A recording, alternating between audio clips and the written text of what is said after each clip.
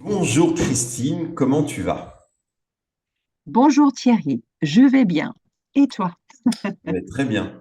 Je vais très bien parce que j'ai tenu à t'interviewer parce que je trouve ton univers très intéressant, mais tout ça, tu vas nous l'expliquer. Mais avant toute Mhm. chose, est-ce que tu peux te présenter Oui, comme tu bien le sûr. souhaites? OK.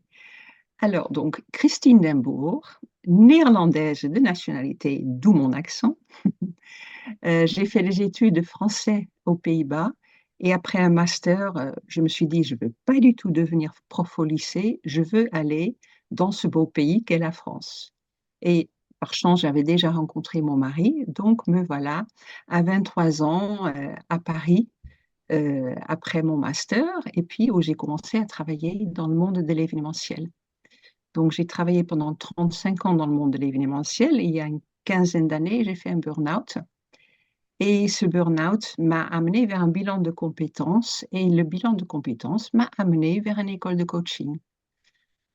Donc, il y a une quinzaine d'années, le coaching était surtout pour les happy few, le top management. Et moi, je me suis vite rendu compte que j'aimais mieux démocratiser le coaching et faire aussi des thérapies brèves parce que euh, le coaching était vraiment pour le monde du travail, tandis que j'ai toujours pensé et vu que quand j'avais des problèmes côté personnel, ça avait une influence sur ma vie professionnelle et l'inverse aussi. Donc, dès que j'ai un souci dans mon boulot, je l'amène à la maison. Il y a peut-être certaines personnes qui peuvent faire le distinguo et séparer les choses en disant, mais voilà, à la maison, je ferme la porte du travail et je suis autre chose et je prends sur moi. J'ai jamais réussi à le faire. Donc c'est pour cette raison que j'accompagne les personnes de manière holistique. Et en fait, donc d'être coach et thérapeute en plusieurs thérapies brèves, je l'ai fait en parallèle de l'organisation des événements jusqu'à la pandémie. Et là, je me suis dit, ça suffit. Maintenant, tu vas t'occuper du métier passion qui te ressemble. Et en plus de ça, voilà, aujourd'hui, j'ai 59 ans. À 55 ans, à un moment donné, c'est un peu too much de sillonner le monde et de faire des journées de boulot de 15-20 heures de temps en temps sur un événement. J'étais fatiguée de ça, quoi. Donc voilà, en résumé. Alors, est-ce que le monde de l'événementiel t'a aidé pour ce que tu fais maintenant dans l'accompagnement? Le monde de l'événementiel a été quand même une école intéressante de la vie parce que quand on organise des événements, donc déjà, voilà, qui dit organiser, donc l'organisation du temps, il faut se mettre dans la peau du participant qui vient à un événement, du moment qu'il part de chez lui jusqu'au moment où il rentre chez lui. Donc, quelque part, ça suscite, donc, comme je t'ai dit, l'organisation, la planification d'une journée, mais aussi les aléas de la vie. Je veux dire, si j'amène quelqu'un à l'autre bout du monde, je dois tenir compte du fait que peut-être qu'il habite dans un tout petit village, comment il vient de son petit village à l'autre bout du monde. Je dois tenir compte du fait que s'il a un régime alimentaire, il ne peut pas manger tel ou tel truc. S'il a des allergies, il ne peut pas faire ceci, cela. Jusqu'à quel degré mon client aimerait que je m'occupe de cette personne. Donc c'est vrai qu'on est toujours un peu ben, en train d'imaginer la vie des autres. Donc ce que moi j'aime beaucoup faire en fait, parce que je me mets souvent, j'ai beaucoup d'empathie pour d'autres personnes et donc je veux savoir ce qui se passe chez les autres. Donc, voilà, dans cette optique-là, effectivement, ce métier a été très riche pour moi, m'a appris beaucoup de rigueur aussi. Et puis m'a beaucoup apporté parce que j'ai eu quand même la chance de travailler partout sur la Terre et de travailler aussi pour des entreprises, mais petites comme grandes, comme des ministères, etc. Et dans des lieux aussi magnifiques. Donc c'était un métier mais très riche en expérience Mais en quelque sorte, ça m'a toujours aussi ramené sur le côté éphémère. Quand on fait un événement, évidemment, on travaille pendant un certain temps sur la réalisation de cet événement. Et une fois que l'événement est passé, ben, c'est fini, quoi. On rentre chez soi. Et puis, si ça s'est bien passé, OK, les gens ont peut-être un bon souvenir. Si ça s'est plus ou moins bien passé, on sait toujours en France nous trouver, hein, pour être un peu dans la punition. On aime bien râler en France, hein, c'est ce que je dis en tant qu'étrangère. Donc ça, c'est au moins drôle. Mais bref, après, je te dis, effectivement, c'est ce côté éphémère qui, à un moment donné, commençait à me gêner. Je me suis dit, mais à quoi ça sert, quoi? J'aimerais laisser un peu plus d'impact, de laisser une empreinte sur les gens, d'inspirer peut-être d'une certaine manière. Donc, à un moment donné, j'avais vraiment largement fait le tour de ce métier. Et donc, justement, pour ta nouvelle activité, enfin, qui n'en est, c'est pas tellement nouveau, mais donc toi, tu as les deux casquettes. Tu es coach et thérapeute et tu Oui. t'adresses à qui Mhm. exactement? Alors, donc, j'ai fait différentes choses. Donc, j'ai fait, entre autres, des bilans de compétences en ligne aussi. J'ai fait du coaching en ligne. Donc, ça c'est souvent, qui dit bilan de compétences, dit évidemment chemin professionnel. Donc, effectivement, dépatouiller avec les gens le chemin qui les ressemble pour qu'ils choisissent vraiment en pleine conscience leur voie professionnelle ou qu'ils changent ou qu'eux-mêmes ils changent d'optique pour accepter un peu les choses qui vont pas très bien dans leur métier, par exemple. Et en parallèle, là où il y a mon cœur, c'est l'accompagnement de femmes en rémission de cancer. Parce qu'en France et en Europe en général, on a quand même un bon suivi pendant la maladie. On peut même aussi avoir un suivi psychologique, etc. Mais il est clair que après la maladie, on tombe dans un vide, dans un trou. Et c'est là où le vrai combat commence.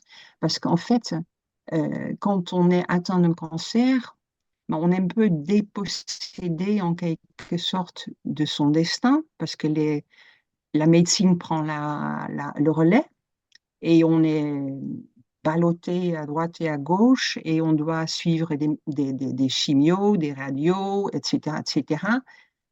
Et on a l'impression d'être un peu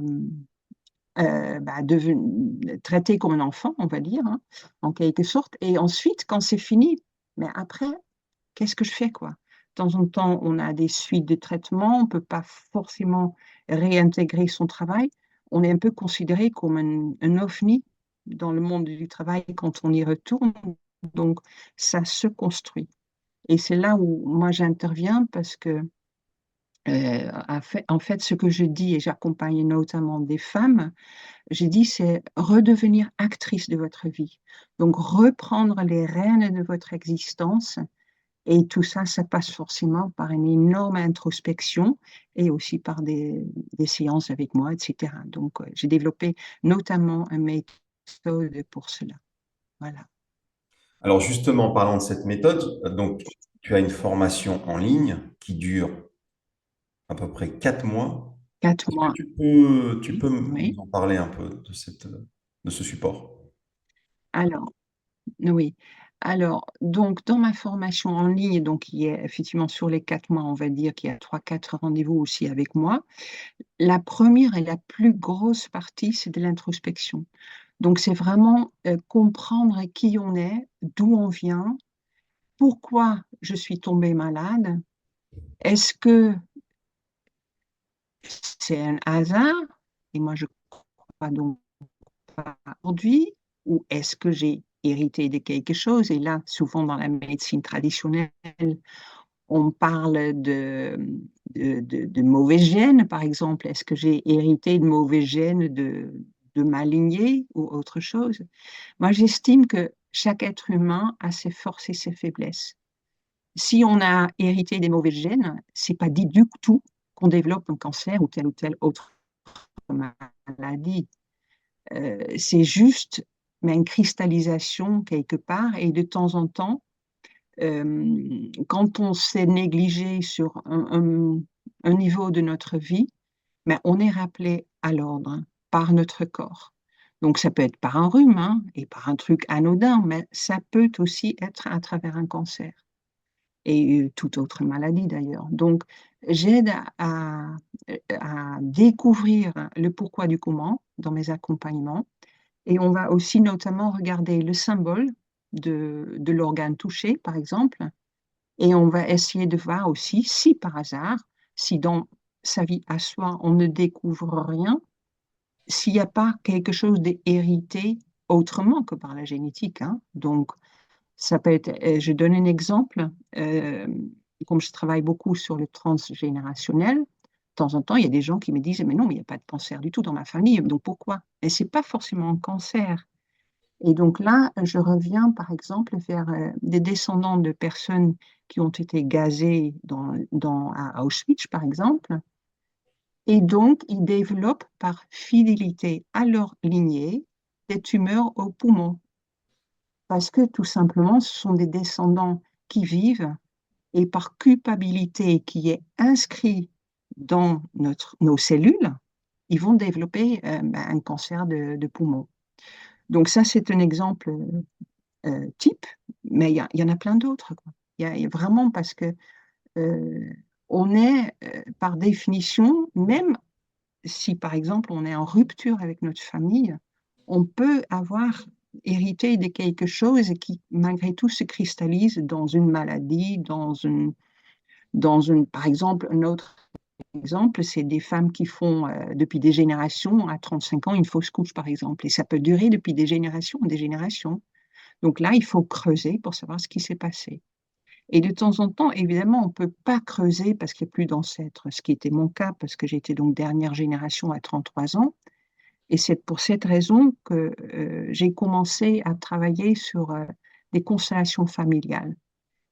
Dans les constellations familiales, si on le fait en groupe, parce qu'on peut aussi le faire en individuel, on travaille avec un groupe d'étrangers. Donc, ce n'est pas du tout des membres de notre famille. Mais on va désigner et demander à des personnes qui sont présentes dans l'espace à représenter des membres de notre famille, qui peuvent être donc des membres décédés, comme aussi des concepts de notre famille, qui étaient par exemple, si je suis dans une famille, je ne sais pas, hein, une famille de grands propriétés terriens, où ils étaient tous des grands paysans par exemple, donc ça peut être le concept de la terre ou travailler la terre. Donc, on peut travailler là-dessus aussi. Toujours est-il que quand on fait une constellation familiale, évidemment, au préalable, on a un entretien avec les personnes pour savoir ce que la personne veut travailler. Et donc, selon ben, voilà, ce que cette personne veut travailler, on va demander, mais qu'est-ce que vous souhaitez avoir comme résultat de cette constellation? Et ensuite, donc, on définit les éléments à consteller, comme on dit.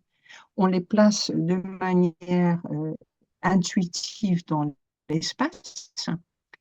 Et ensuite, moi, en tant que coach thérapeute, je vais demander à chacun ce qu'il ressente.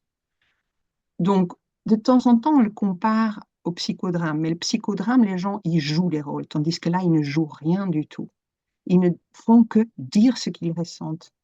Et comme ces membres de cette constellation ont été volontaires d'incarner soit père, mère, frère, sœur, concept, ils font temporairement réellement partie du système de la personne qui est venue avec son problème. Et, euh, et donc, cet éclairage qu'ils donnent à travers des émotions ou des ressentis qu'ils font, c'est éclairant pour la personne qui vient avec son problème et aussi pour les autres personnes qui sont juste, entre guillemets, participants, parce qu'il n'y a jamais de hasard, il y a toujours un écho avec leur propre histoire. Et donc, tout ça pour dire que voilà, une constellation comme ça dans l'espace peut durer une demi-heure jusqu'à 2 heures, quoi. C'est vraiment jusqu'à ce que tout le monde trouve sa bonne place. Et ensuite, la personne qui est venue avec sa problématique se sent allégé, libéré d'un fardeau, parce que c'est de ça qu'il s'agit. on donne un éclairage à sa problématique et du coup, à travers une constellation, la personne travaille sur elle-même, mais aussi sur tout son système familial et ça a un énorme impact libérateur. Et on peut aussi souvent, d'ailleurs, travailler sur des non-dits dans des familles parce que chaque famille a des non-dits où ça vient dans notre famille, mais au fur et à mesure, mais un éclairage est fait et on commence à comprendre des choses. C'est très intéressant. Euh, Mm. Avant d'enregistrer cette vidéo, on s'est parlé un peu et tu me parlais de deux espaces qui sont à tes yeux importants. Mhm, C'est l'espace artistique et la nature. mhm. Euh, Oui. Si tu l'es, est-ce que toi, dans ta formation dans laquelle toi tu interviens en plus, parce que c'est une formation en ligne, mais c'est quand même, tu as hybridé ça avec des interactions avec toi, Oui. est-ce que ces deux espaces-là qui sont l'art, la peinture, toute forme d'art, et la nature, comment toi tu l'intègres ça et pourquoi tu l'intègres? Mhm. Alors, je l'intègre de la manière suivante. Moi, j'ai la chance donc d'habiter en Normandie, dans une ferme, et j'ai plein de nature autour de moi.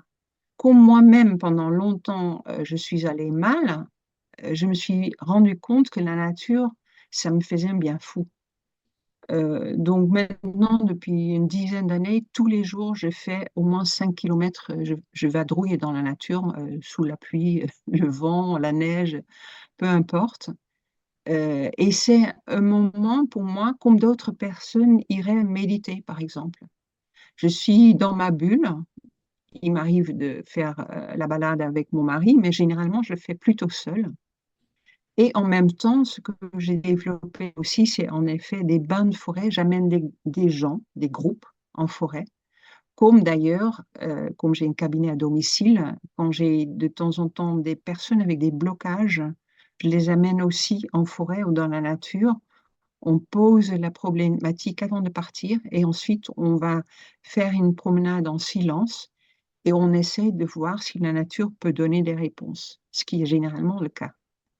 Donc la nature, pour moi aussi, je l'utilise de manière métaphorique parce que on n'a qu'à voir autour de nous des arbres avec des branches cassées, etc.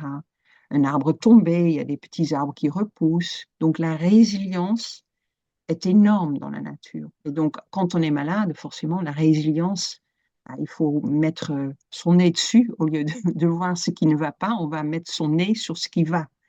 Et ça aide évidemment à avoir un regard plus positif. Donc voilà, donc ça c'est première démarche autour de la nature. Maintenant, je vais plus loin parce que euh, on peut aussi s'exprimer de manière artistique avec la nature. Donc je peux effectivement amener des gens pour faire comme du land art, comme on dit, hein. Donc on va, je sais pas moi, ramasser à l'automne des feuilles de toutes les couleurs pour en faire un énorme mandala, par exemple. Donc ça, c'est un exemple. Donc, à part cela, donc je dis aussi, je veux beaucoup pousser à développer sa créativité à chaque personne, parce qu'on a tous quelque part une fibre artistique. Ça peut être très différent selon les personnes. Il y a des gens qui sont des fabuleux cuisiniers, d'autres des peintres, d'autres des dessinateurs, d'autres des acteurs, des musiciens, etc. Pourquoi cela? Parce qu'en fait, ça nous aide à nous élever quelque part spirituellement, ne ne s'exprime pas, s'imprime dans le corps. Donc, par conséquent, ça a aussi un pouvoir de guérison de s'exprimer dans ma méthode, comme c'est une méthode en ligne. Les activités qui sont à faire en ligne sont à faire d'abord par écrit. Et là encore, je vais plus loin d'ailleurs parce que ce sont des activités en ligne. Ce que je demande quand même aux personnes, c'est quelque part de les imprimer pour écrire à la main. Parce que le lien entre le stylo, le papier et le cerveau est beaucoup plus important qu'à travers un écran et un clavier d'ordinateur. Ça, ça a plus d'incidence et d'influence sur notre cerveau et notre bien-être, et ça aide ensuite à ancrer les choses. Donc, quand j'aide aussi du coup les personnes à visualiser leur avenir, je leur demande aussi, là, par conséquent, d'écrire cette vision par écrit, de, et ensuite, plus, faire un mood board, par exemple, avec donc des images ou des photos qu'on a de soi-même ou des images de magazines ou des trucs qu'on imprime pour les coller sur une feuille pour visualiser ce que nous avons envie de visualiser. Et si c'est un texte écrit, je dis, mais vous l'écrivez à la main et vous le lisez à voix haute plusieurs fois par jour. Parce que c'est là où on va encore plus incarner la chose. Et voilà, si on a une visualisation positive de notre avenir par rapport à sa guérison de cancer, ne pas avoir peur de la récidive, d'avoir des projets d'avenir, etc. Et on les lit au quotidien, mais le cerveau va de plus en plus le comprendre.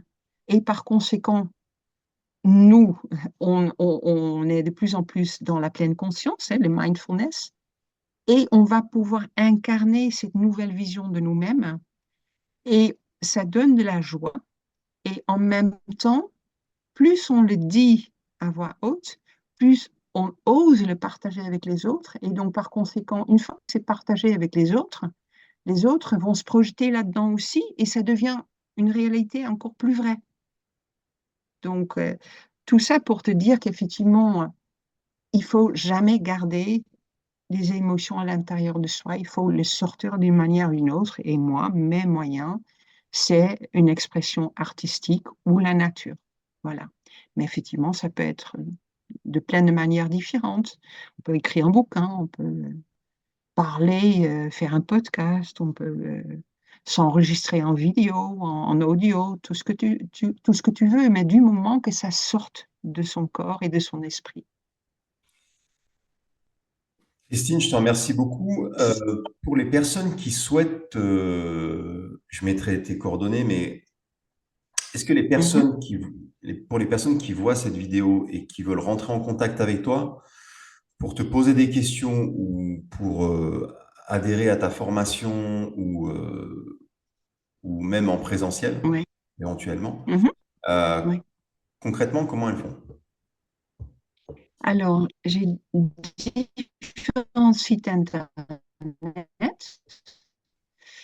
Donc, moi, je m'appelle christinecoaching.com. Là, il y a toutes les choses que je propose de manière générale. En dehors de cela, j'ai un groupe Facebook pour les femmes en rémission de cancer. C'est un groupe privé qui s'appelle donc Conscience et équilibre post-cancer. Et puis, à ce propos-là aussi, j'ai un site internet, Conscience et équilibre post-cancer. Donc, voilà, je te Je donnerai mettrai les toutes liens. les informations. Ouais, voilà. Merci beaucoup, Christine. Je trouve tes explications très claires et très, très profondes et très touchantes. Et c'est avec le fond du cœur que je te le dis. Merci à Est-ce que toi. tu peux, je t'en prie, est-ce que tu veux rajouter quelque chose avant de finir? Ouais, juste avant de finir, peut-être dire le pourquoi. En fait, donc, l'humain me touche beaucoup, mais je suis une introvertie et plutôt un solitaire. Mais j'aimerais vraiment apporter ma pierre à l'édifice. Et pourquoi la cause du cancer me touche beaucoup, c'est que, en effet, je n'ai jamais connu mes grands-mères. Ma maman, elle est décédée le lendemain de mes 13 ans, un 13, qui est dans le tarot d'ailleurs le chiffre qui symbolise la mort, hein. Et donc, j'ai été accompagnante de personnes atteintes de cancer toute ma vie, depuis mon enfance donc. Et la dernière personne qui est partie, c'est mon frère il y a 5 ans aujourd'hui. Et je me suis dit, euh, je veux que ça serve à quelque chose. Parce que heureusement, aujourd'hui, contrairement aux années 70, on peut se sortir du cancer. Il y a de plus en plus de cancers, donc ça c'est malheureux, mais en même temps, la médecine a fait beaucoup de progrès. Mais après, une fois qu'on est en rémission euh, et que toute le bataillon médical est fini, il faut s'occuper de l'esprit. Et donc voilà, je suis vraiment, c'est ma mission de vie, je vais dire ça comme ça, parce que euh, je le fais avec beaucoup de cœur et je trouve que c'est très important que chacun trouve sa place, même après les épreuves. Voilà. Je ne sais pas quoi dire. Je te remercie beaucoup, Mais vraiment. c'est avec beaucoup de plaisir et je te remercie pour cette opportunité, Thierry. C'est la moindre des choses. Je mettrai toutes tes coordonnées au-dessus de OK. la vidéo. Est-ce que tu Mhm. peux rappeler, on peut te contacter aussi sur Messenger? Oui, tout à fait. Hein. Ok. Je mettrai tout si tu veux. D'accord? Mm. Et tu peux rappeler le groupe, le nom du groupe, de ton groupe sur Facebook? Ouais. Conscience et équilibre post-cancer. Ok. Merci Voilà. infiniment. À très bientôt. Merci à toi. À À bientôt. bientôt. Ciao.